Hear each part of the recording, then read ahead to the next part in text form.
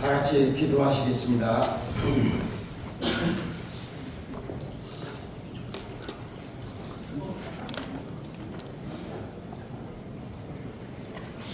길이요 진리요 생명이 되시며 만유의 주제이신 창조신 우리들의 하나님 아버지 감사를 드립니다.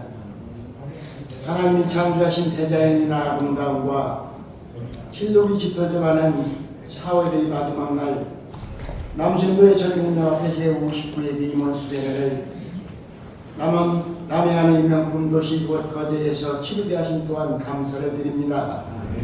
그동안 59회 길을 걸어오는 동안 함께해 주셨던 에베네스의 하나님 아버지 100회 길을 함향해 나아가는 동안도 동행하시고 인도하여 주시옵소서.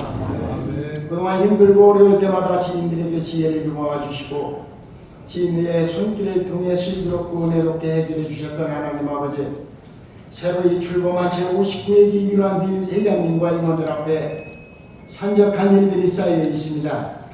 회장님이야 임원들에게 지혜의 영을 부어주셔서 하는 동안도 얽히고 지체되는 일이 없도록 도와주시기를 원합니다. 모세가 해가 지도록 업무에 시달려 힘들어할 때 천부장, 백부장, 50부장, 19장을 세워 업무를 원활하게 처리하였던 것과 같이 임원들과 머리를 맞대며 고민할 때에 하늘의 은혜로 채워주시고 남신도의 전국연합회가 한 단계 도약하는 계기가 되게 하시옵소서. 이제 전국에 있는 28개 연합회 임원들이 한 자리에 모였습니다. 근본 임원 수련회를 통해 주 안에서 모두가 하나 되게 하시고 생각과 마음을 주장하시는 성령의 하나님께서 모든 일에 합력하여 손을 이루어가는 은혜롭고 영광만을 돌리는 남신도 전국연합회로 묶어주시기를 원합니다. 감사하신 하나님, 전쟁의 소용돌이 속에서 국내의 견대가 너무 어렵습니다. 어서 빨리 전쟁이 멈춰지게 하셔서 함께 사는 평화의 지구촌이 되게 하시고 서로 믿고 신뢰하며 자유롭게 왕래하고 소리하는 행복한 지구촌 되게 하시옵소서. 사랑의 하나님 아버지, 이 시간은 아버지 학교 이사장으로 심호하시는 최성환 강사님을 모시고 말씀을 청종코자 합니다. 전하시는 강사님 위해 성령의 능력으로 역사하시고 저희들에게도 듣는 귀가 열려져 은혜 충만한 시간 되게 하시옵소서.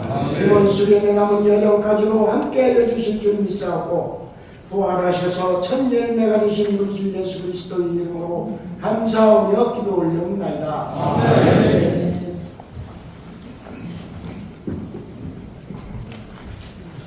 강사 선생님을 소개해 드리겠습니다.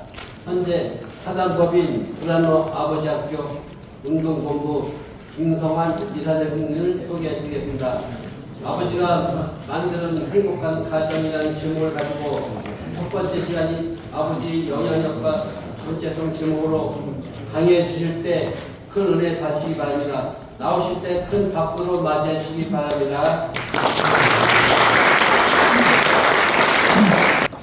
네, 마이크가 끼고 상담되나요? 네, 여러분 안녕하세요.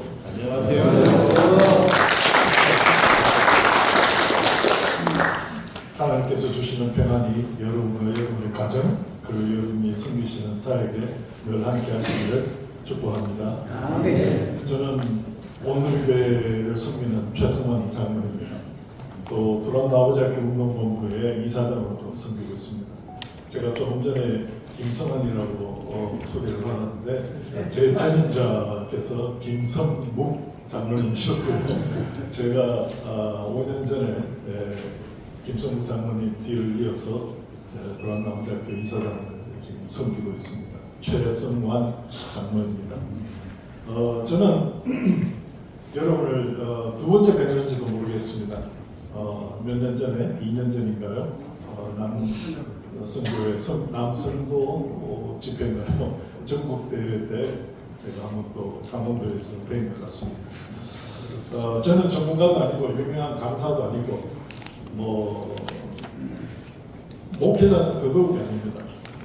그렇지만 늘 제가 저를 소개할 때 저는 행복한 사람입니다.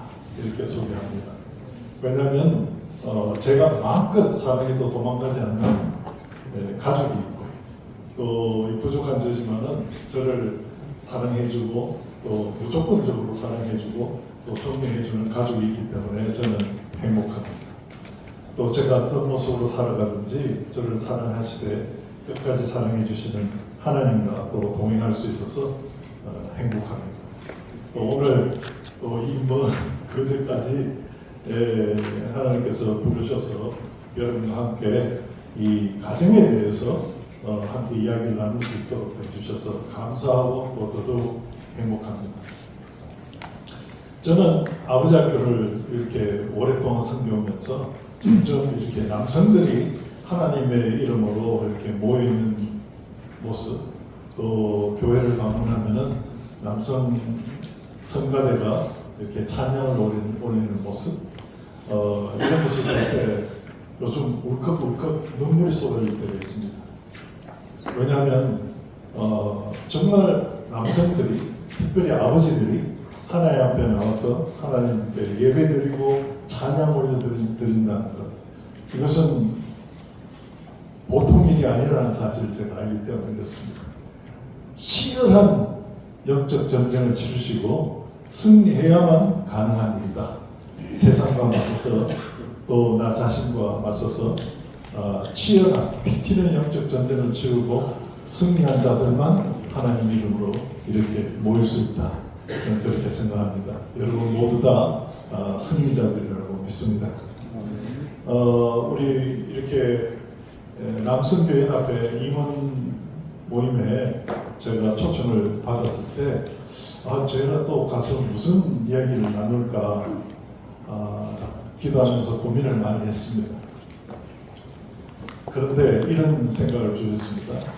교회에 충성된 일꾼이 되기 전에 먼저 우리는 가정에서 가정의 제사장의 역할을 충실히 감당하는 아버지가 되어야 된다는 사실, 이러한 생각을 주셨습니다. 아마도 회장님께서 저를 이 자리에 부르신 것도 같은 의미가 아닐까. 다음 달이 가정의 달이고 어린이날과 어버이날이 있는 가정의 달이고 해서 부르신 게 아닐까, 이런 생각을 해봤습니다. 그 레디칼이라는 책의 저자 데이비드 플랫은 이런 말을 했습니다. 역사상 가장 위대한 사명의 최전선은 가정이다, 이런 말을 했습니다. 그래서 우리 기독교인들에게 있어서 교회의 중심은 역시 가정이고, 또 가정은 또 작은 교회이죠. 그래서 가정과 교회의 관계는 이렇게 흔히 표현됩니다. 가정이 교회의 축소된 형태이고, 또 교회는 가정의 확대된 형태이다, 이렇게 표현되는 경우가 많습니다. 그래서 교회의 모든 문제는 가정 문제의 확대고, 또 가정의 모든 문제는 우리 교회가 품고 치유해야 되는, 결국에는 교회의 문제다라는 이야기입니다. 사도 바울은 교회의 중직 일꾼을 뽑을 때 반드시 그가 어떤 아버지인가를 들여다보라고 권면합니다. 당부하시는 거죠. 왜냐하면은 교회 지도자 자격 요건이 좋은 아버지가 갖춰야 되는 요건과 일치하기 때문에 그렇습니다. 디모데전서 3장 1절에서 5절 말씀을 보면은 이 선한 일을 사모하는 교회 지도자, 이 감독으로 되어 있습니다만은, 지도자는 책망할 것이 없고 한 아내의 남편이 되며라고 이야기합니다. 이것은 성결하고 순결한 남편의 아주 기본적인 사명을 언급합니다. 그리고 이어서 절제하고 신중하며 단정하고 나그네를 대접하며 가르치기를 잘하며 술을 즐기지 아니하며 구타하지 아니하며 오직 관용하며 다투지 아니하며 돈을 사랑하지 아니하며 라고 이해줍니다. 이 말씀은 이웃을 사랑하고 또 사회의 모범이 되는 아버지의 사회적 사명을 잘 감당하는 모습을 이야기하고 있다고 생각합니다. 또 이어서 그 무엇보다 자기 집을 잘 다스려 자녀들로 모든 공손함으로 복종하게 하는 자라야 할지며, 자기 가정을 하나님의 의와 진리로 바로 세우는 이런 자가 아니면 교회 지도자로 세워질 수 없음을 일컫습니다. 이런 자가 아니라면 하나님의 교회를 돌볼 수 없다라는 말씀입니다. 물론 이것은 장로, 감독에 대해서 이야기한 것이지만 또 교회 집사들도 마찬가지죠. 교회 집사의 자격에 관해서도 이어지는 8절과 12절에 동일한 권면이 주어집니다. 그래서 이 말씀은 오늘날 우리 아버지가 어떤 삶을 살아야 하는지도 구체적으로 잘 말해주고 있습니다. 사도 바울 시대나 또 오늘날 우리 시대나 자기 집을 잘 다스리는 모습과 또 교회의 선한 일꾼의 면모는 다르지 않기 때문에 그렇습니다. 그래서 오늘은 하나님의 창조 섭리에 따른 바람직한 아버지의 정체성을 또 아내와 연합해서 만들어가야 되는 행복한 가정은 어떤 모습인지 한번 들여다보는 시간을 가지길 원합니다. 이제 이 시간부터는 여러분 교회 생각은 잠시 접어두시고 우리 자신의 가정을 한번 들여다보는 시간을 가졌으면 좋겠습니다. 여러분 이 세상은 요즘 우리로 하여금 진지하게 내버려두지 않는 것 같습니다. 저희 아버지 학교에서는 이런 일들이 있습니다. 친구들이 이렇게 묻습니다. 아버지 학교에 온 형제한테 아니 토요일날 오후에 어디 갔었느냐고 전화를 해도 안 받고 이렇게 물을 때 아버지 학교에 갔었다라고 하면 비웃음을 얻습니다. 그거 술 한잔 사면 내가 가르쳐 줄게. 뭐 이런 식으로 진지하게 내버려 두지는 않는 것 같습니다. 그렇지만 우리 한 번쯤은 진지하게 자신의 삶을 한번 들여다봤으면 좋겠습니다. 여러분 토지라는 대하 소설을 쓴 박경리 작가 기억하시죠? 몇 년 전에 타계하셨는데 제가 한번 TV에서 그분이 살아계실 때 작가의 삶은 어떤 삶입니까? 라는 질문을 받았을 때 박경리 작가가 이렇게 대답하는 것을 들었습니다. 작가의 삶은 아주 고달프고 힘든 삶입니다. 왜냐하면 그 작품에 등장하는 인물의 기쁨과 환희도 묘사해내야 되지만 그 등장 인물들의 실패와 좌절과 슬픔과 그런 아픔을 상세하게 묘사해야 되기 때문에 그 작가의 삶은 고달픈 삶입니다. 그래서 요즘은 다 컴퓨터로 작성하지만 옛날에는 원고지로 썼지 않습니까? 그래서 작가들은 한 자리에 앉아서 원고지 100매를 써내려라는 것이 아주 고통스러운 작업이었다고 합니다. 그래서 어느 날 박경리 작가가 원고지를 100매를 이어서 써내려가고 펜을 탁 놓으면서 자신에게 이렇게 얘기를 했다고 고백합니다. 이 독한 자. 그만큼 힘든 삶이라는 거죠. 예, 이 작가들은 자기의 삶도 아닌 다른 사람의 삶을 면밀히 밀착해서 들여다보고 그 삶을 묘사해냅니다. 과연 여러분과 저는 다른 사람의 삶도 아닌 나 자신의 삶을 얼마나 밀착해서 들여다보고 살고 있을까? 어쩌면 우리가 땅에 아주 두 발 중심을 잡고 서 있다기보다는 구름처럼 붕 뜬 채로 바람이 이렇게 불면 이렇게 쏠리고 저렇게 불면 저렇게 쏠리면서 살아가고 있는 건 아닐까 이런 생각을 해보게 됩니다. 그래서 오늘은 여러분 다 잊어버리시고 자신의 가정 문제, 아버지로서의 그 가정에 대한 정체성을 한번 함께 살펴봤으면 좋겠습니다. 아버지가 된다는 것은 참 세상에 태어나서 누군가를 지극히 사랑할 수 있는 가장 큰 선물이고 또 기쁨입니다. 아버지들에게 가장 큰 행복은 자녀와 어떤 친밀한 관계를 이어가면서 자녀들로부터 깊은 사랑과 존경을 받는 삶, 그것이 행복이죠. 그래서 이 아버지가 된다는 사실은 남자로 태어나서 누릴 수 있는 인생 최고의 가치를 아버지의 이름으로 만들어가는 행복이라고 말씀드릴 수 있겠습니다. 그래서 두란노 아버지 학교에서는 아버지들이 그 아버지됨의 기쁨과 행복을 날마다 일상 속에서 발견하고 누릴 수 있도록 돕는 학교가 바로 두란노 아버지 학교입니다. 자녀를 책임지고 또 걱정하고 보호하고 양육하는 수고, 또 부부가 서로 배려하고 양보하고 희생하고 연합하는 수고, 이 모든 것이 고생으로 여겨질 수 있습니다. 그렇지만 그 부대낌 속에 그만큼의 생명과 활기를 찾을 수 있고요, 또 사랑과 보람이 있습니다.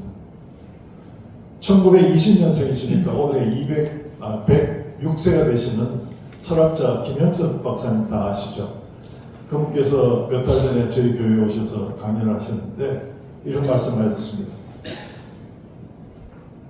고생이 없는 행복은 없다. 그러나 그 고생에 사랑이 있을 때 그것이 행복이더라. 100년 인생을 돌아보시면서 고생했기 때문에 행복하더라. 이런 말씀 해주셨습니다.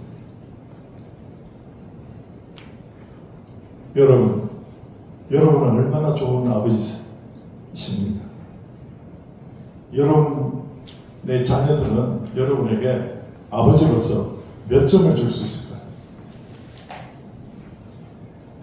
저는 1999년도에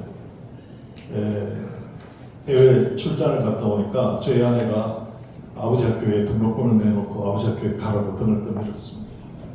물론 저는 거절했죠. 내가 뭐 어땠어?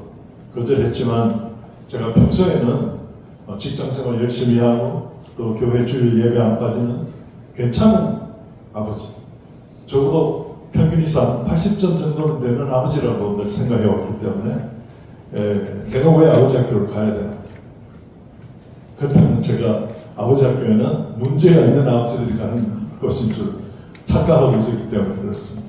그렇지만 아내가 저렇게 원하니까 좋다. 아버지 학교에 가서 나머지 20점을 채워서 만점 아버지가 되어보자 하고 가준다 하면서 아버지 학교로 왔는데 아버지 학교에서 정말 아버지 됨에 무엇인지 정체성, 그리고 아버지의 역할이 무엇이며 아버지의 사명이 무엇이며 하나 둘 배우면서 제가 80점은 그냥 20점도 안 되는 아버지라는 사실을 발견하게 되었습니다. 제가 아버지 학교를 마치고 저희 아내가 한동안 지켜보더니 이런 말을 합니다. 당신 아버지 학교 수료를 했지만 변한 게 없어요. 그래서 당신은 아버지 학교를 재수해야 됩니다. 아버지 학교 여러분 재수할 수 있습니다. 재수하는 것은 자원봉사자로 와서 스텝으로 섬기는 것이 재수하는 것. 그래서 아내의 요구도 있었지만 제가 아버지 학교가 너무 좋아서 바로 그 다음 기수부터 재수하기 시작해서 올해로 27년째 재수를 하고 있습니다.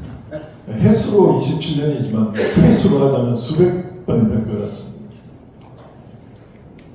그런데 사실은 나 스스로도 내가 몇 점짜리 아버지인지 가늠할 수가 없습니다. 왜냐하면 우리는 만점짜리 아버지가 어떤 아버지인지에 대해서 배워본 적이 없습니다. 좋은 아버지의 기준을 우리가 가져본 적이 없습니다. 그냥 우리가 기억하는 나의 육신의 아버지가 아버지로 살아가는 모습, 그 희미한 기억을 더듬으면서 모방하고 있는 것이죠. 답습하고 있는 것이죠. 그러다 보니까 나의 아버지와 거의 비슷한 아버지로 우리가 살아가고 있는 것이 저희들의 모습인 것 같습니다. 자, 그러면은 우리의 기억 속에 남아있는 우리 아버지는 어떤 모습일까요? 이 아버지 학교에 온 아버지들이 그들의 아버지를 기억하면서 아버지께 쓴 글이 있습니다.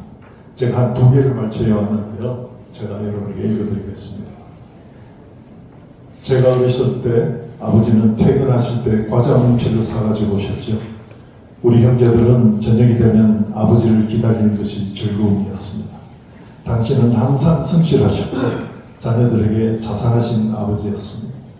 목욕을 좋아하시는 아버지와 목욕탕에 갔던 기억이 납니다. 이마에 땀이 송글송글 맺힐 때까지 지우개 가루 같은 저희 때를 빡빡 밀어주셨죠. 언제부턴가 저희 스스로 때를 밀기 시작했을 땐 가끔 아버지께서 밀어주시던 생각이 문득문득 납니다. 항상 아버지의 넘치는 사랑을 받았음에도 불구하고 저희 기억 속에는 단 한 번도 제가 아버지를 기쁘게 해드린 적이 없는 것 같습니다. 잘못하는 일이 있어도 험한 말씀하지 않으시고 차분하게 타이르셨던 아버지셨죠. 아버지는 아무리 큰 어려움이 닥쳐도 언제나 가족을 위해 포기하지 않고 오뚜기처럼 다시 일어나셨습니다. 큰 교통사고와 사업 실패 등으로 힘든 시기도 많았고 어려움도 많았지만 언제나 포기하지 않으시고 희망을 가지고 작은 일도 소홀히 하지 않고 열심히 살아오신 아버지를 존경합니다. 이제 저도 당신의 자랑스러운 아들이 되고 싶은데 육신으로 뵐 수가 없네요. 하지만 하늘에서 여전히 저를 응원하고 기뻐하신 아버지를 생각해 보면 진심으로 사랑하고 존경한다고 전해드리고 싶습니다. 또 하나의 편지입니다. 항상 멀게만 계시는 아버지, 언제나 저를 못 믿어 하시고 못마땅하게 여기고 계시는 아버지, 그리고 환한 웃음보다 냉대한 모습만 보여주시는 아버지, 그래서 아버지께 정을 느끼지 못했습니다. 항상 윽박지르고 고함과 폭력적인 행동을 보여주었던 것이 기억 속에 아직도 남아있습니다. 찡그린 얼굴과 노려보는 듯한 당신의 눈을 바라보고 있을 수 없어서 아예 회피하였습니다. 나는 결심했습니다. 절대 이런 아버지를 용서하지 않으리라. 이런 아버지가 되지 않으리라. 그런데 세월이 흐르고 결혼을 하고 자식을 낳고 보니 어느덧 아버지의 모습이 나에게 묻어나기 시작하더군요. 아버지가 고함 지르셨던 그 모습이 내 모습이 되어버린 것을 발견하게 되었답니다. 이러면 안 되지, 똑같은 아버지가 되어서는 안 된다며 마음먹어보지만 그것은 잠시뿐이고 또다시 아버지와 꼭 닮은 모습으로 돌아가 버리는 나를 볼 때는 아버지에 대한 미움이 다시 시작되곤 합니다. 우리가 문득문득 닮고 싶지 않았던 아버지의 모습을 나도 모르게 닮아버리는 것을 발견할 때가 있습니다. 혹시 여러분 중에 정말 존경하고 정말 따뜻했던 기억을 가지는, 추억을 가지신 정말 아버지로부터 긍정적인 영향력을 받으신 분이 계신다면 정말 다행이고요. 그 긍정적인 영향력을 개선하셔서 우리 자녀들에게 물려주면 좋겠습니다. 그러나 혹시 여러분 중에 닮고 싶지 않았던 아버지의 모습, 그래서 아버지로부터 어떤 부정적인 영향력을 받은 분이 계신다면 문제는 그 부정적인 영향력이 우리 다음 세대에 그대로 이어져 내려간다는 사실을 기억해야 됩니다. 이 아버지의 영향력은 악한 영향력이든 선한 영향력이든 자자손손에게 대를 이어서 내려갈 수밖에 없습니다. 그래서 아버지로부터 받았던 똑같은 그런 부정적인 영향력을 자녀들에게 주지 않기 위해서는 내가 그 부정적인 영향력을 내 뇌에서 끊고 이제 참된 아버지, 건강한 아버지의 긍정적인 영향력을 내 안에 배우고 키워 놓아야 합니다. 그래서 자녀에게 긍정적 영향력을 끼치는 좋은 아버지가 되기 위해서는 우리 아버지가 먼저 건강한 아버지의 정체성을 확립하고 있어야 됩니다. 우리는 너무 배우지 못하고 아버지가 되어버린 것 같습니다. 우리 아버지들이 건강한 정체성을 잘 확립하고 있을 때 자녀 양육은 절대 어려운 일이 아닙니다. 아버지가 자기 정체성에 맞게 말과 행동을 하면 그 예민한 자녀의 사춘기도 아주 지혜롭게 잘 대처할 수 있습니다. 여러분, 인생은 속도보다 방향이 중요하다는 말 많이 들어보셨죠? 그런데 방향보다 더 중요한 것이 있습니다. 그것은 방향을 바로잡기 위해서는 기준이 필요합니다.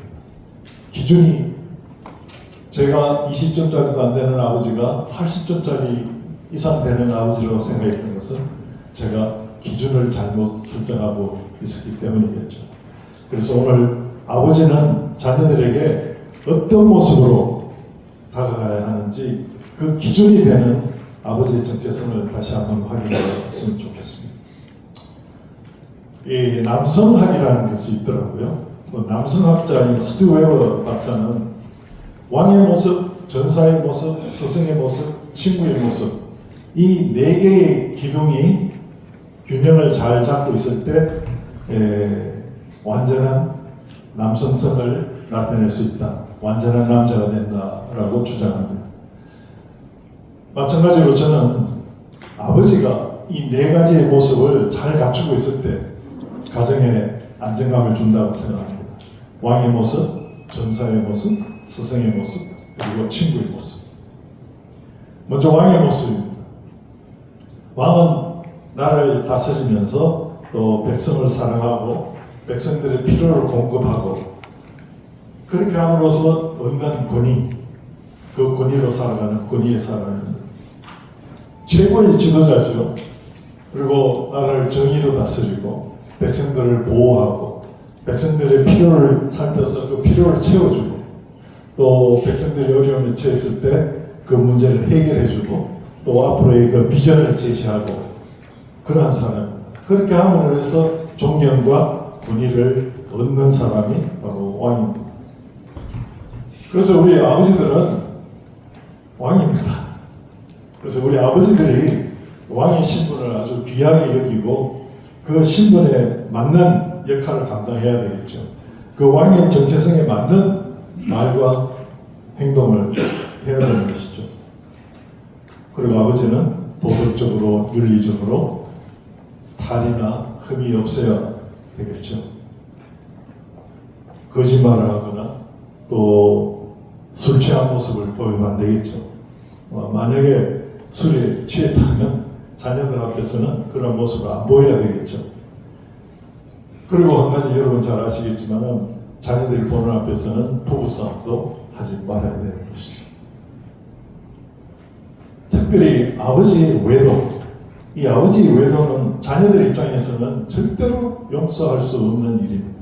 왜냐하면 자기의 어머니인 아내를 배반했다는 사실은 자녀들은 바로 자기 자신을 배반했다는 식으로 해석하기 때문에 그렇습니다. 그래서 이 아버지의 외도로 인한 아버지에 대한 수치감, 배반감 이런 것들은 우리 자녀들의 자존감을 완전히 무너뜨립니다. 그리고 아버지에 대한 권위, 신뢰가 나락으로 떨어지는 지름길이죠. 그리고 왕은 무엇보다도 백성을 사랑해야 되죠. 우리 아버지는 아내와 자녀를 사랑합니다. 여러분, 여러분의 아내와 자녀를 사랑하시죠? 예. 대답이 자신이 없으신 것 같아요. 우리 아버지는 자녀들에게 평생 살아가면서 절대 잊지 말게 해야 될 것이 있습니다. 그것은 이 아버지가 너를 사랑한다라는 사실 잊지 말게 해야 합니다. 네가 잘해도 사랑하고 네가 못해도 사랑하고. 여러분, 아버지의 사랑은 자녀들의 잘잘못보다 훨씬 커야 됩니다. 하나님의 사랑이 우리의 죄악보다 훨씬 크기 때문에 그렇습니다.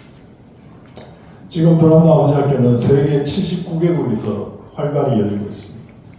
특별히 중화권 중국 아버지 학교는 중국인들이 안 가 있는 곳이 없기 때문에 전 세계를 다 갑니다. 처음 시작은 감사합니다. 대만에서 아버지 학교, 중국 아버지 학교에 열렸는데 그때는 우리 한국 형제님들이 가서 한국말로 하면 옆에서 화교 형제가 통역을 하는 그렇게 시작되었지만 지금은 아버지 학교 교재가 중국어로도 영어로도 여러 언어로 번역이 되어서 79개국에서 열리고 있습니다. 대만의 아버지 학교에 제가 한번 갔는데요. 아버지 학교에서는 첫날 각 조를 짜서 각 조의 이름을 짓게 합니다. 그런데 한 조 이름이 세븐일레븐 조입니다. 24시간 편의점 세븐일레븐. 그 대만의 수도인 타이페이에는 세븐일레븐이 우리 한국보다 굉장히 많더라고요. 그래서 진행자가 왜 세븐일레븐 조라고 이름을 지었냐고 물었을 때 대답이 이랬습니다. 아버지의 가슴은 24시간 문을 닫지 않는다. 우와. 여러분, 아버지는 자녀를 향해서 마음의 문을 닫지 않는 사람입니다. 네가 잘해도 사랑하고 네가 못해도 사랑한다. 왕은 백성들을 사랑해야 됩니다. 자녀에게 존재의 가치를 부여하는 사람이 바로 아버지입니다. 그래서 자녀들은 자기가 가치 있는 존재라는 사실을 아버지의 사랑, 아버지의 인정을 통해서 확인합니다. 여러분, 우리 어린 아이들이 본능적인 어떤 위험을 처하거나 배가 고플 때 누굴 찾으면 옵니까? 엄마를 찾으면서. 그렇지만 학교 시험에서 100점 맞았을 때 누굴 찾는지 아십니까? 아버지를 찾습니다. 물론 엄마하고 달려오지만 자녀들 마음속에 노리는 타겟은 엄마를 넘어선 아버지. 왜냐하면 아버지에게 자랑하고 인정받고 사랑받기 원하기 때문에 그렇습니다. 아버지의 사랑을 통해서 자기 존재의 가치를 확인하기 어렵습니다. 그래서 아버지와의 친밀감, 이것은 우리 자녀들이 이 세상을 살아가는데 큰 힘이 됩니다. 아버지가 자기를 사랑하고 존중해 준다는 확신이 없는 자녀들에게 이 세상은 살기에 너무나도 냉혹하고 외로운 것이 될 수밖에 없습니다. 또 존경받는 의진왕은 사랑과 덕으로 백성들을 다스리지만 폭군은 백성들을 고통스럽게 하고 힘을 이용해서 폭력적으로 강압적으로 다스리는 사람이 폭군이죠. 폭군에게는 백성들이 무서워서 따르기는 하되 진정한 참다운 권위는 주어지지 않습니다. 결코 존경을 받을 수가 없기 때문에 그렇습니다. 우리 아버지들 중에도 자녀나 아내가 자기 말을 듣지 않는 것을 못 참아하는 아버지들이 있습니다. 그래서 차분한 설명과 설득보다는 고함과 손이 먼저 올라오는 그런 아버지들이 꽤 많습니다. 우리 자녀들은 이렇게 가정에서 권위를 내세우면서 군림하는 태도를 보이는 아버지를 결코 좋아하지 않습니다. 명령하고 지시만 하는 아버지와는 우리 자녀들은 눈길조차 마주치고 싶지 않습니다. 그것이 자녀들의 속마음입니다. 여러분들은 어진왕이십니까? 폭군이십니까? 두 번째로 우리 아버지의 모습은 자녀들에게 전사의 모습으로 다가가야 됩니다. 전사는 왕의 명령에 복종하고 또 쳐들어오는 적을 막아서 생명을 걸고 싸워서 공동체를 지켜내는 사람입니다. 우리 저와 여러분과 같이 세상에 맞서서 가장이라는 이름으로 가정을 지켜내는 사람들이 전사죠. 전사는 어떤 권위 아래에 속해 있어야 됩니다. 어떤 권위 아래에 속하지 않은 전사는 누군가에게는 배반자가 될 수 있습니다. 그리고 전사는 자기가 기꺼이 희생할 만한 대상을 발견하게 되면 기꺼이 자신을 희생합니다. 여러분, 우리 아버지가 목숨 바쳐 지켜야 될 가치는 뭐가 있습니까? 목숨 바쳐 지켜야 될 그 권위는 바로 가정이 아니겠습니까? 우리 아내와 자녀를 절대로 울리지 말아야 되는 사명이 있는 것입니다. 그리고 전사는 언제나 준비가 되어 있어야 됩니다. 어떤 새로운 삶의 흐름, 또 새로운 환경에 잘 대처하고 반응할 준비가 되어 있어야 됩니다. 그러기 위해서는 항상 자기 발전을 이루어야 되고요. 자꾸 갈고 닦아야겠죠. 우리가 자녀들의 미래를 걱정한다면 먼저 아버지가 자신을 가꾸고 다듬으면서 변화하는 태도와 또 실력을 갖추고 있어야 됩니다. 또 전사는 어떤 고상한 도덕적, 윤리적, 또 신앙적 기준과 가치관을 가지고 그 원칙에 충실한 사람, 그 원칙을 지켜내는 사람, 그 기준과 원칙에 의해 살고 그것을 위해 싸우고 또 그것을 위해 필요하다면 죽을 각오가 되어 있는 사람이 전사입니다.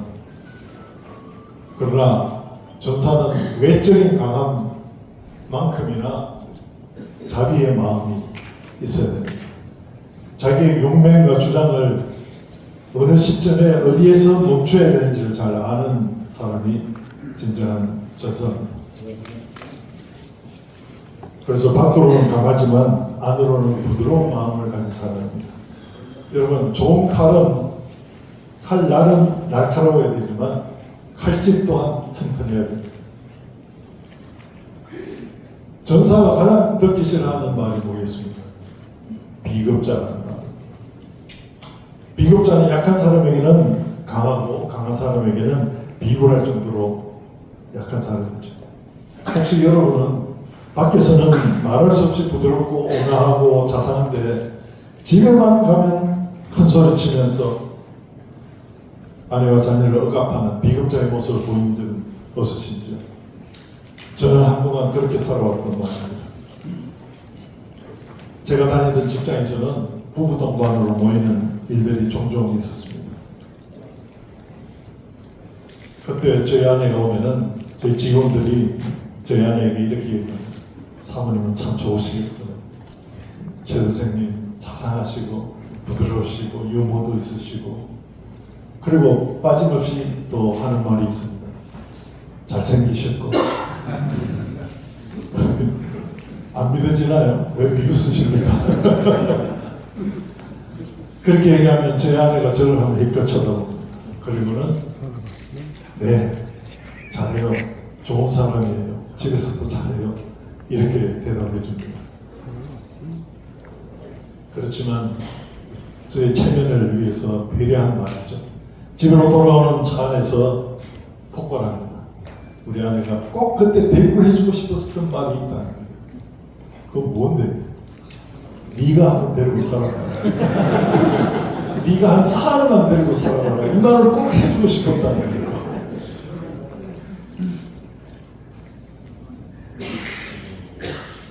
우리는 비겁자로 살고 있습니까? 아니면 부드러운 전사, 용맹한 전사로 살고 있습니까? 우리 자녀들 눈에는 그러한 전사의 모습으로 비춰져야 됩니다. 세 번째, 아버지는 스승의 모습을 보여야 됩니다. 스승은 잘 아는 사람이죠. 그리고 지혜를 가진 사람이고 또 삶을 통해서 자기의 삶을 통해서 모범을 보이면서 자녀들을 양육하는 사람이죠. 그래서 스승은 지혜로운 사람이고 또 어떠한 상황에도 사랑하는 사람에게 다가가서 필요한 지혜를 가르치기 위해서 다가가는 사람입니다. 또 필요한 순간에 함께 하면서 돕는 사람입니다. 그리고 참된 스승은 말보다는 행동으로 자기 자신이 본이 되는 사람이 참된 스승이죠. 우리 두란노 아버지 학교는 인도에서도 지금 활발하게 열리고 있습니다. 여러분 인도하면 생각나는 분 있나요? 예, 간디 선생 생각나시죠? 간디 선생에게 이런 일화가 있더라고요. 예, 어떤 젊은 어머니가 어린 아들을 데리고 간디 선생님에게 와서 부탁을 했습니다. 선생님, 요즘 우리 아들이 사탕을 많이 먹고 있습니다. 건강을 해칠까 봐 걱정이 되는데 사탕을 이제 그만 먹게 좀 살려주십시오. 간디 선생님한테 별걸 다 부탁했던 것 같아요. 그때 간디 선생님이 웃으시면서 아 그래요. 그러면 죄송하지만 데리고 가셨다가 보름 후에 다시 한번 데리고 오십시오 하고 돌려보냈답니다. 보름 후에 다시 데려갔을 때 간디 선생님이 그 아들을 불러놓고 얘야 사탕을 너무 많이 먹으면 이빨도 상하고 건강이 좋지 않으니까 이제 그만 먹는 게 좋겠구나. 끝. 그리고 돌려보냈답니다. 그래서 이 어머니가 하도 의아해서 아니 선생님 그 정도로 팔려줄 것 같으면 보름 전에 그렇게 타일러 주시지 왜 보름 후에 다시 오라고 하셨습니까? 했는데 간지 선생님의 대답이 이랬답니다. 웃으시면서 예, 사실은 보름 전에 저도 사탕을 많이 먹고 있었습니다. 이것이 아버지가 스승의 모습으로 살아가는 태도죠. 여러분, 일본에 자녀들은 아버지의 등을 보고 자란다라는 결론이 있다고 합니다. 자녀들은 아버지의 말을 듣고 자라는 것이 아니라 아버지가 살아가는 아버지의 모습을 보고 자란다는 말입니다. 우리도 한참 잊고 살다가도 어떤 삶의 어떤 충격이 탁 왔을 때 갑자기 아버지가 생각이 나는 경우가 많죠. 종종 있죠. 아버지는 이럴 때 어떻게 하셨을까? 라는 생각을 해보게 되는 것이죠. 아버지는 혹시 돌아가시고 안 계시다 하더라도 내 인생의 스승이 되어 있기 때문에 그렇습니다.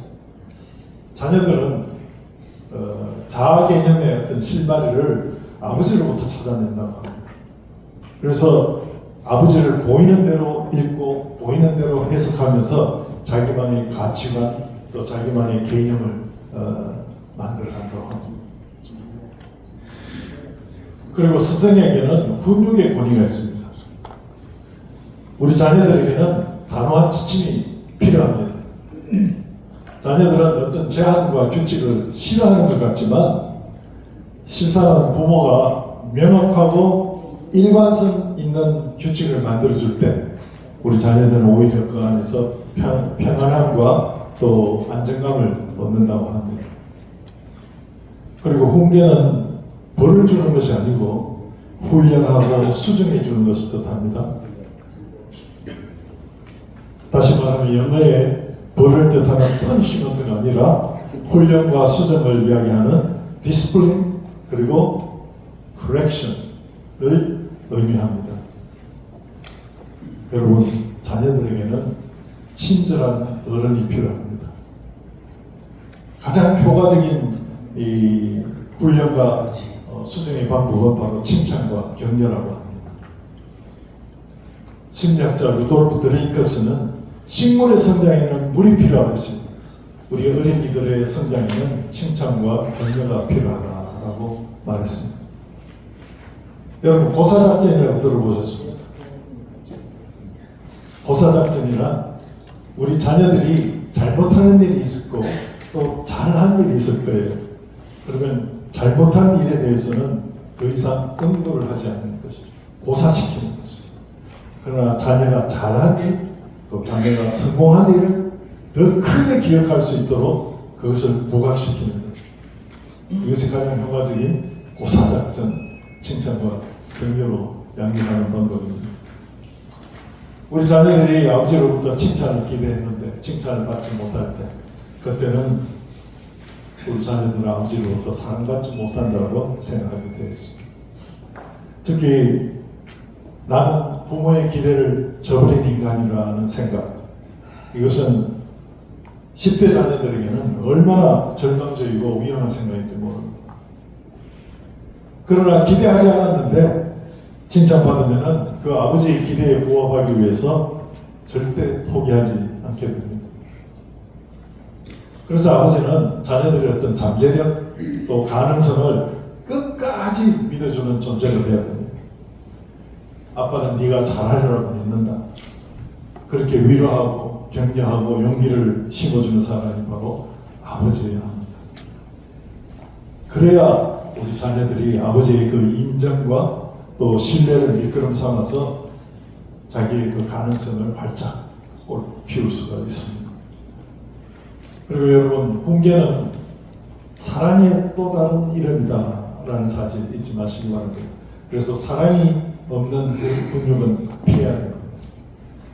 많은 부모가 자녀를 사랑하는 것하고 자녀가 해놓은 일을 사랑하는 것하고 그걸 착각해서 아주 치명적인 어떤 실수를 저지를 때가 있습니다. 우리 아버지들은 어떤 선을 긋는 걸 참 좋아하는 것 같아요. 그게 편리해서 그런지 모르겠습니다.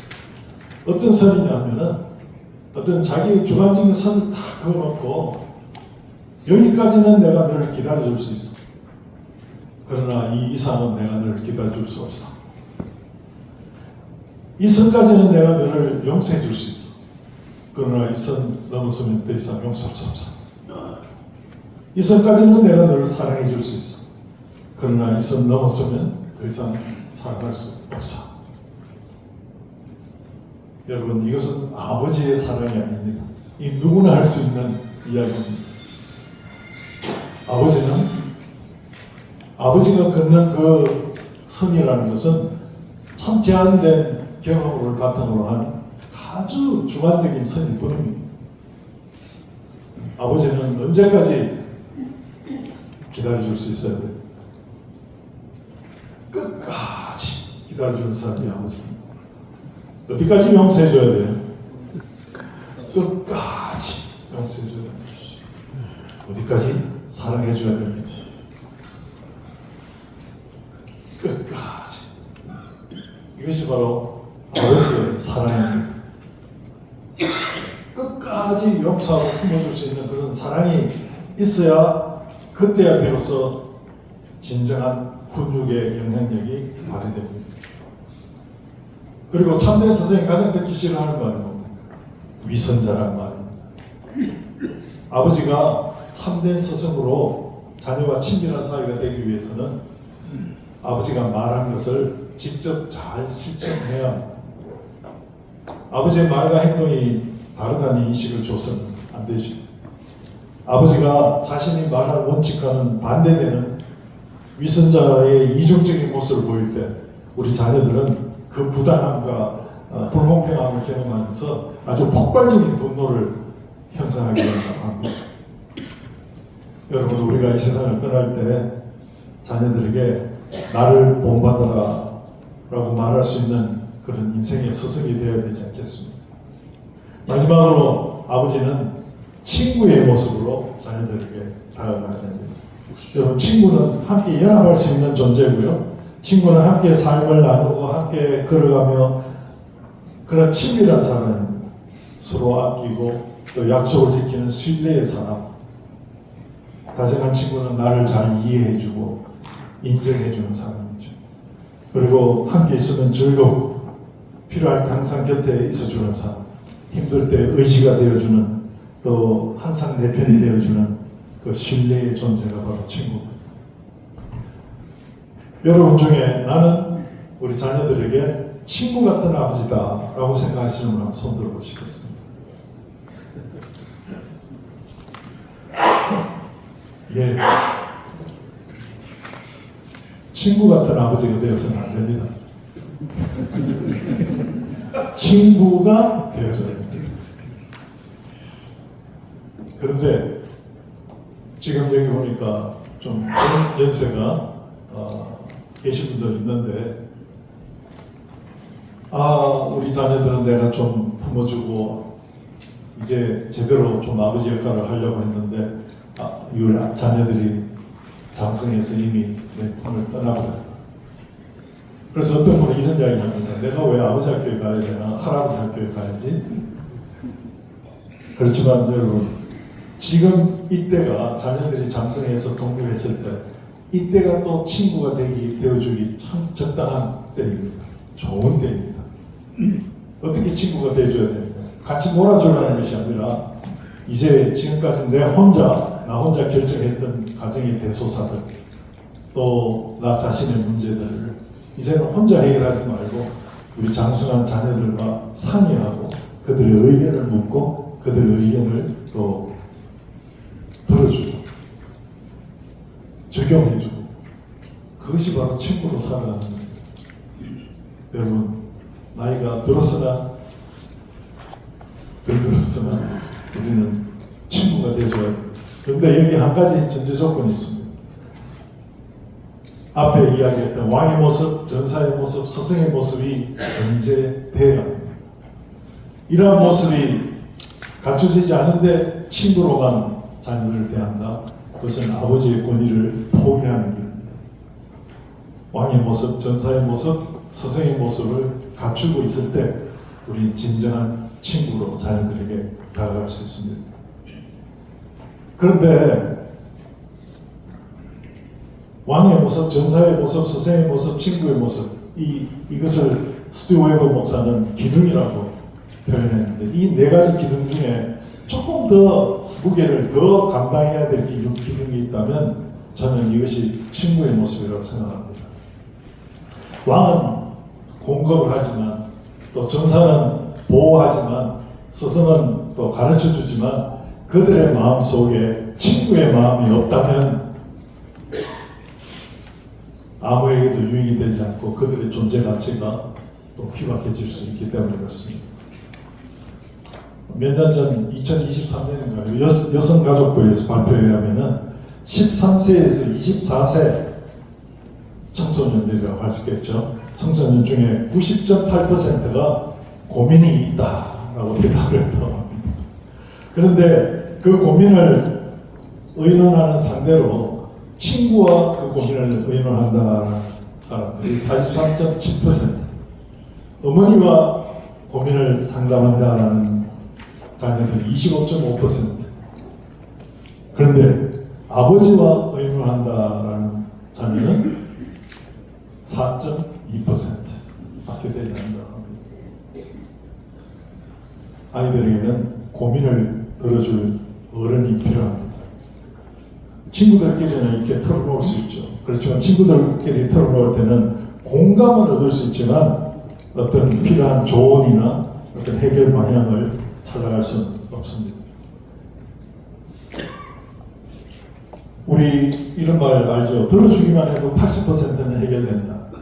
그래서 아버지가 들어주기뿐만 아니라 경험자인 아버지의 진심 어린 조언이 거기다가 곁들여질 때 이 자녀들은 자기들 인생을 통해서 나아가야 될 방향에 대한 믿음이 생기고 자신감을 얻게 됩니다. 우리 두란다 아버지학교에서는 청소년 감동 캠프를 합니다. 이 10대 자녀들 학교에 가서 자녀와 아버지가 함께하는 캠프였습니다. 거기에서 우리 자녀들에게 한번 물어봤습니다. 너희들은 왜 아버지 말을 그렇게 듣지 않느냐? 대답이 이렇습니다. 아버지는 입만 열면 옳은 말만 하십니다. 그래, 옳은 말인 줄 알면 들으면 되지 않느냐? 너희들을 위해서 하시는 말입니다. 그런데 아버지는 그 옳은 말을 기분 나쁘게 하신다는 거예요. 기분 나쁘게 한다는 말 무슨 말이냐? 첫째는 아버지는 내 나이 때 실수도 안 해보고 실패도 안 해본 완벽했던 사람인 것처럼 이야기한다. 두 번째는 아버지는 날 잘 모르면서 아는 척입니다. 아버지는 나를 알기 위해서 시간도 할애하지 않고 노력도 하지 않았으면서 나를 다 아는 것처럼 지적하고 뜯어고쳐 노력하고 있습니다. 그래서 기분 나쁘다는 거죠. 옳은 말인 줄 알지만 듣기 싫다는 거죠. 여러분, 대화에는 이해해주는 대화가 있고 어떤 가치를 전달하는 대화가 있다고 합니다. 이해해주는 대화는 공감해주는 대화죠. 친구가 되어주는 대화죠. 가치를 전달하는 대화는 아마 스승의 대화일 수도 있겠습니다. 열심히 해라, 부지런해라, 성실해라, 뭐 이런 가치를 전달하는 거죠. 아버지가 이런 거 잘하죠. 그러나 여러분, 이해해주는 대화가 앞에 80 전제되어야 한 20 정도의 가치를 전달하는 대화가 먹혀 들어간다는 사실 잊지 마시기 바랍니다. 이것은 우리 아내들과 대화하는 데도 마찬가지입니다. 아내의 기분이 아주 긍정적으로 잘 감정이 좋아야 옳은 얘기가 통하지, 이미 아내의 감정이 다 상했는데 아무리 내가 논리적으로 따지고 옳은 이야기를 해도 안 먹혀 들어가죠. 자녀들도 마찬가지입니다. 그래서 항상 문을 맞춰주고 먼저 이해해주는 대화가 선행되어야, 그것도 80 선행되어야 가치가 전달한 대화를 20 정도 먹혀 들어간다는 거죠. 그래서 아버지가 친구가 되어주지 못했을 때 아버지가 하는 말은 기분 나쁘게 들린다는 거죠. 여러분, 사랑은 상대방에게 관심을 가지고 또 상대방을 잘 아는 것부터 시작됩니다. 자녀를 잘 알기 위해서는 자녀들과 시간을 함께 충분히 보내야 됩니다. 우리 아버지 학교에서는 안타깝게도 많은 아버지들이 자기 아버지를 기억하면서 나의 아버지는 항상 바쁘셨고 내가 아버지를 필요로 할 때 내 곁에 계시지 않았다라는 고백을 자주 했습니다. 아버지가 자녀들에게 친구가 되어주지 못하면 우리 자녀들은 친구를 찾아 가출할 수도 있습니다. 특히 10대 자녀들에게는 그 누구보다도 친구가 중요한 시기입니다. 그래서 여러분 자녀들 훈육한다고 야 내일 뭐 그따위 친구들과 노니 걔들 만나지 마 하면 우리 자녀들이 정말 그 친구를 포기하고 아버지 말을 들을까요? 아버지를 포기하고 친구한테 가는 그것이 10대 자녀들입니다. 친구들 사이에 가장 듣기 싫어하는 말이 무슨 말일까요? 배신자라는 말. 배신자는 거짓과 핑계로 약속을 지키지 않는 사람이죠. 여러분은 가정에서 다정한 친구이십니까? 아니면 신뢰를 저버린 배신자이십니까? 자, 이 네 가지의 모습, 사랑과 인격을 가진 왕, 그리고 힘과 실력을 가진 전사, 그리고 지혜를 가지고 모범이 되는 스승, 그리고 다정함과 신뢰를 가진 친구, 이 네 가지의 모습을 한마디로 응축시켜서 표현하면 그것이 바로 아버지입니다. 아버지가 먼저 아버지로서 건강한 정체성을 잘 올바르게 확립하고 사랑하는 자녀와 아내들 위해서 할 수 있는 일 하나씩이라도 실천할 때 아버지 된 우리가 먼저 행복해지고 그 행복을 우리 가족들에게 흘려보내는 좋은 아버지가 될 수 있습니다. 우리 지금 더 지체하지 말고 우리가 할 수 있는 일을 한 가지 해봤으면 좋겠습니다. 여러분 그 노트에 한번 써봤으면 좋겠습니다. 여러분 여러분의 자녀들을 사랑하시죠? 네. 여러분 자녀들 중에 한 자녀를 뽑아서 그 자녀가 왜 사랑스러운지 사랑스러운 이유를 한 5가지만 써보도록 하겠습니다. 그래서 여러분의 자녀를 한번 마음껏 자랑해 보시기 바랍니다. 잠시 시간을 드리겠습니다.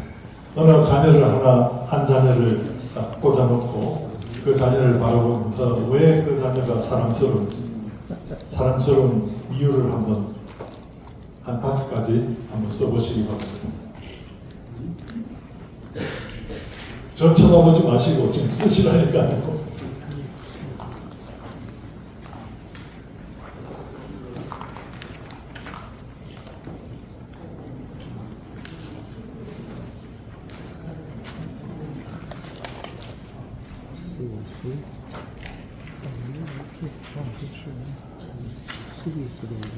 너무 깊게 생각하지 마시고 생각나는 대로 써보시기 바랍니다. 두란노 아버지 학교에서는 사랑스러운 이유 20가지를 씁니다.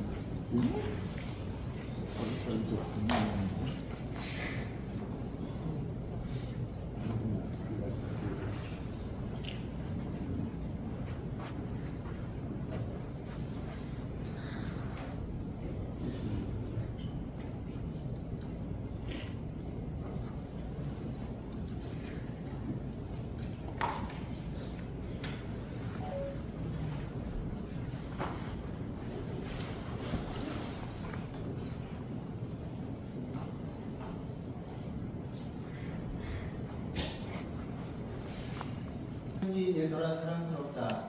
엄마 아빠의 기쁨이 되어준 예서라 사랑스럽다. 교회에서 신비관적으로 예배를 드리는 모습이 사랑스럽다. 친구들과의 사이에서도 친구들의 말을 들어주는 모습이 사랑스럽다. 어려서부터 예수님을 잘 믿고 찬양하는 예서의 모습이 사랑스럽다. 네, 그냥 큰 박수. 사랑스러운 또 쓰신 분. 저 오늘 안 마주치시려고 왜 자녀를 자랑하는데 쓰셨네요.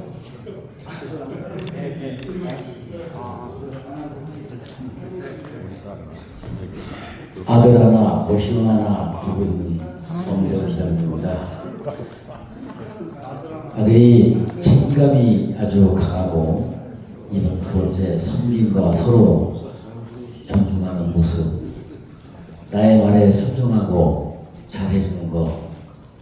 4.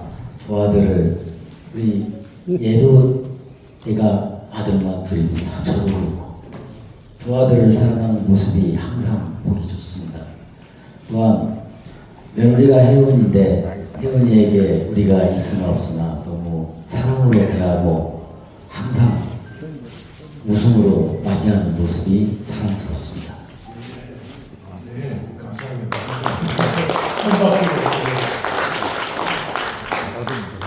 또뭐 자랑해 보겠다고 하시는 분 있으신가요? 우리 계장님. 저는 딸은 34살인데 지금 10살 때부터 미국에서 살고 있었는데요. 가끔 전화가 오는데 일단 부모한테 전화를 잘해주는 게 사랑스럽고, 두 번째는 자기 고민과 계획을 항상 상의합니다. 사전에. 그리고 이제 자기 스스로 노력을 많이 하는 게 사랑스럽고, 또 부모가 없어도 교회 출석을 열심히 하는 게 좋고, 지금 직장에서 좋은 일에 여러 가지 고민하면서 최선을 다하는 게 사랑스럽습니다. 얼마나 좋으시고 또 박관순 장로인데 저는 아들이 둘이 있는데 작은 아들 자랑하고 싶습니다. 지금 42살인데 건강하게 잘 자라서 결혼하여 가정을 이루는 것이 감사하고요.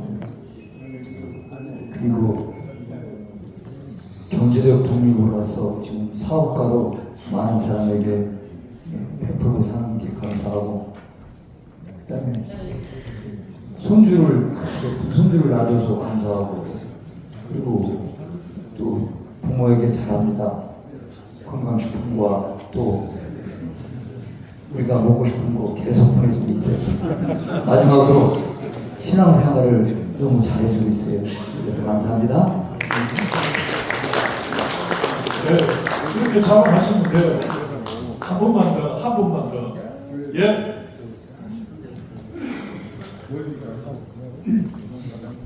앞에 회장 강도장입니다.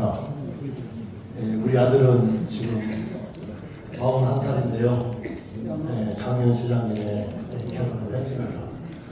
첫 번째, 건강한 모습으로 지금까지 살아서 감사하고, 그리고 두 번째는 실망을 시키지 않는 그런 모습을 볼 때 감사한 것 같습니다. 세 번째는 근심 걱정, 예를 들자면 지금까지 아버지 엄마 오시라고 파출소에서 전화 한 번 안 왔다는 사실. 그래서 너무 감사해요. 지금 보면 주위에 많은 그런 자녀들이 많다고 들었습니다. 네 번째는 너무 야무져서 감사합니다. 그리고 다섯 번째는 친구들 간에 결혼식 때, 저랑 결혼식 때 너무 많이 와가지고 사진을 뒤에서 찍을 정도로 많이 와서 그런 것에 감사하고, 하나만 더 하겠습니다. 다섯 번째, 엄마, 아빠를 닮아서 감사합니다. 네, 감사합니다. 사람이라고 표현하더라고요. 왜냐하면은 아버지는 자녀가 나를 닮기를 바라기도 하고, 또 어떨 때는 나를 닮지 않기를 바라기도 하고, 그런 이중적인 생각을 가지고 합니다. 하여튼 여러분 자녀들 굉장히 사랑스럽죠. 대견하죠. 다행스럽게도 여러분의 자녀들이 아버지의 긍정적인 면 보고 그것을 잘 필터를 걸쳐서 잘 자랐기 때문에 그런 것 같습니다. 우리 회장님께서 따님이 전화를 자주 해주고 이렇게 상의를 해준다고 하는데, 이게 굉장한 아버지의 선한 영향력을 받은 거죠. 제가 아까 고현에서 버스를 타고 여기 왔습니다. 그런데 버스에 저는 그 터미널에서 탔으니까 자리가 있어서 앉았는데, 앉아있기가 미안할 정도로 나이 드신 분들이 장을 봐가지고 다 올라타시더라고요. 근데 제 앞에 앉은 노모 두 분의 대화가 굉장히 가슴에 와닿았습니다. 오면서 이렇게 어딘지 이렇게 고향에서 떠난 지 얼마 안 되는데 아파트 단지가 있더라고요. 그게 한 분이 자기 아들이 여기 산다고 하니까 다른 그 할머니가 아 그래 그럼 자주 오겠네 집에 자주 오겠네 하니까 이 할머니 대답이 안 와. 그 말이 저한테 계속 가슴에 와서 찔렀습니다. 안 와. 안 온다는 거죠. 상의도 안 하고 뭐 연락도 안 하고 자기 뭐 필요할 때는 하는 그러한 마음 제가 찔림이 있었습니다.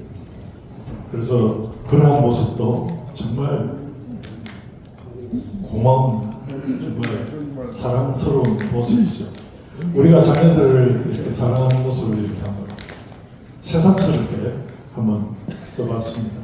여러분 자녀들에게 오늘 얘기한 그 4가지의 모습으로 그러한 정체성을 가지고 다가갈 때 자녀들도 아버지에게 다가올 것입니다.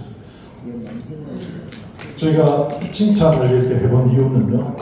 미국 시카고 대학의 벤자민 블룸이라는 심리학 교수가 아주 재미있는 연구를 했습니다. 세상에서 성공했다고 인정받는 사람, 예를 들어서 세상에서 누구나 인정하는 세계적인 상을 받은 사람, 퓰리처상, 노벨상 이런 상을 받은 사람들의 부모는 어떤 사람들일까? 45년을 거슬러 올라가면서 조사를 해봤다. 그런데 그분들의 부모는 뭐 재벌도 아니고 어떤 천재도 아니고 그냥 평범한 사람들이었습니다.